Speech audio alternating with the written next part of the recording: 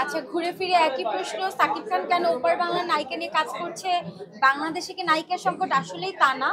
বাংলাদেশে অনেক সুন্দর সুন্দরী নায়িকা আছে, কিন্তু ডিপেন্ড করে গল্প।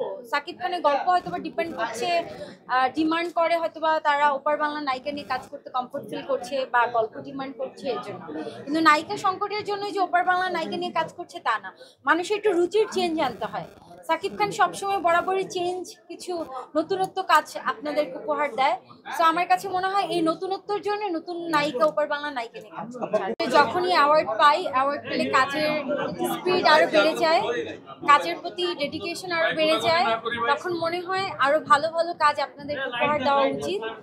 সো আজকে অ্যাওয়ার্ড পেয়েছি। আমার গত বছর একটি ছবি রিলিজ হয়েছিল শেষবাজি, যেখানে আমার বিপরীতে ছিল সাইমন সাদিক, অ্যান্ড এই শেষবাজি ছবির জন্য আজকে আমি অ্যাওয়ার্ড পেয়েছি।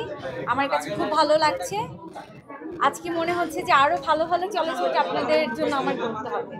বিয়ের পর আমার রোজার ঈদ গেল, এবার প্রথম কোরবানি ঈদ। অবশ্যই ঈদে স্পেশাল তেমন কোনো কিছুই নেই, সবাই কোরবানি দেয়, আমাদেরও কোরবানি দিতে হবে। এই তো, এটাই প্ল্যান। আমার আসলে কাবিন হয়েছে, আমি শ্বশুর বাড়িতে মাঝে মাঝে বেড়াতে যাই। সো এবার ঈদে আমি আমার বাড়িতেই আছি, আমার বাড়িতে কোরবানি দেওয়া হবে। অফকোর্স প্রতিবারই ঈদের ছবি আমি দেখার চেষ্টা করি। কিছুদিন আগে রিলিজ হলো কি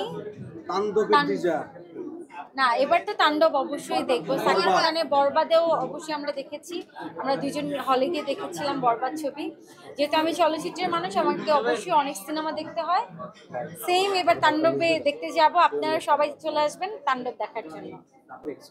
না, বরবাদটাই আমার দেখা হয়েছে, অন্য ছবি এখনো দেখা হয়নি। প্ল্যান ছিল দাগি দেখার, বাট সময়গুলোকে হ্যাঁ, আমাদের দাগি দেখার প্ল্যান ছিল, কিন্তু ঈদে কিন্তু এত পরিমাণ ভিড় থাকে সিনেমা হলে, আসলে আমরা চাইলেও যেতে পারি না। এত মানুষের ভিড়ে যাওয়াটাও টাফ হয়ে যায়।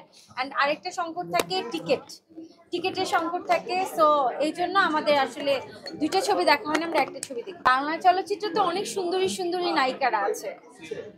আমার কাছে তো মনে হচ্ছে না যে নায়িকা সংকট, কিন্তু সিনেমার সংকট আছে, এটা আমি বুঝতে পারছি।